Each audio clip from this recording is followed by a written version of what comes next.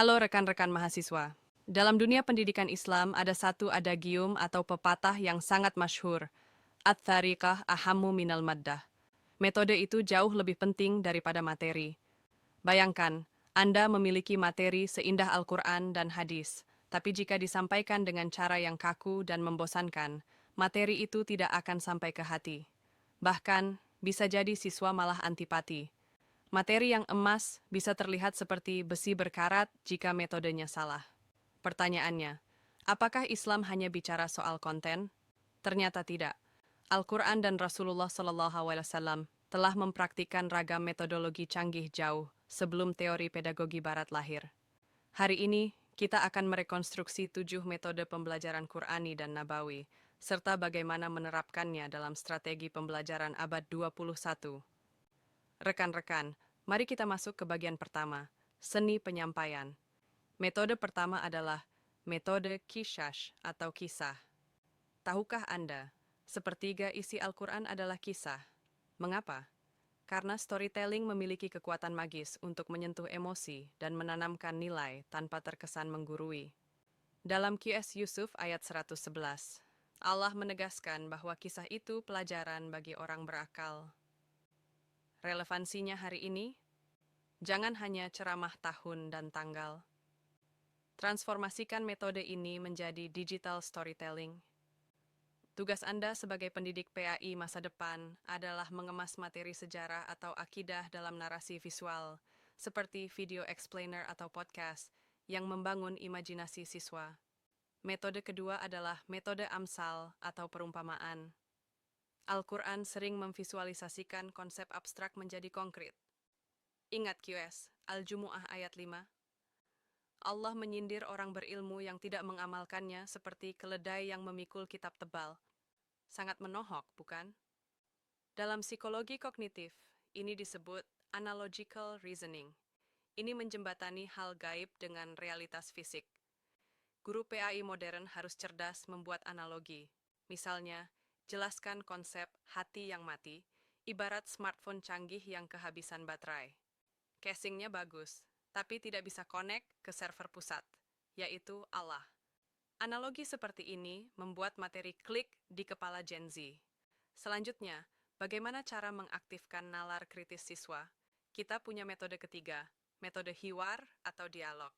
Pendidikan Islam itu bukan indoktrinasi satu arah atau monolog. Lihatlah bagaimana Nabi Ibrahim berdialog mencari Tuhan, atau bagaimana Rasulullah sering memulai majelis dengan pertanyaan, tahukah kalian siapa orang yang bangkrut itu? Pertanyaan ini memicu curiosity atau rasa ingin tahu.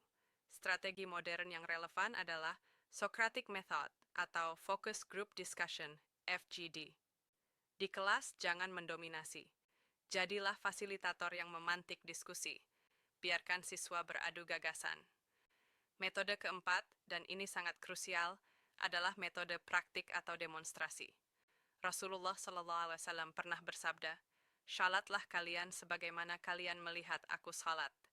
Beliau tidak cuma kirim teks panduan, tapi beliau salat di atas mimbar agar dilihat sahabat.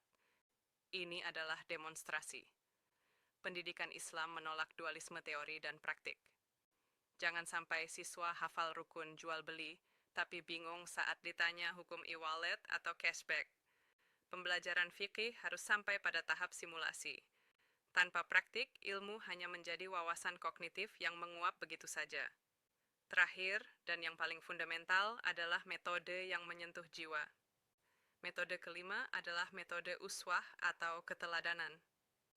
Dalam teori Albert Bandura, ini disebut social learning theory. Manusia belajar paling cepat lewat imitasi atau meniru. Jika guru menyuruh disiplin tapi ia sendiri telat, maka metode ceramahnya batal demi hukum oleh perilakunya. Hati-hati, di era ini keteladanan meluas menjadi jejak digital. Profil media sosial Anda adalah silent curriculum. Apa yang Anda posting, itulah yang diajarkan kepada siswa secara nonverbal. Metode keenam adalah targhib dan tarhib, atau janji dan ancaman. Ini basis dari psikologi behaviorisme atau operant conditioning. Namun perhatikan proporsinya.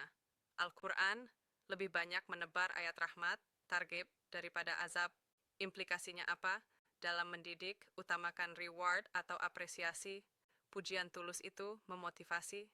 Sanksi atau punishment hanyalah ultimum remedium, jalan terakhir yang bersifat edukatif, bukan untuk menyakiti fisik. Mari kita rangkum. Pembelajaran Qur'ani dan Nabawi menawarkan strategi holistik. 1. Kishash, kisah, untuk menyentuh emosi. 2. Amsal, analogi, untuk menyederhanakan konsep abstrak. 3.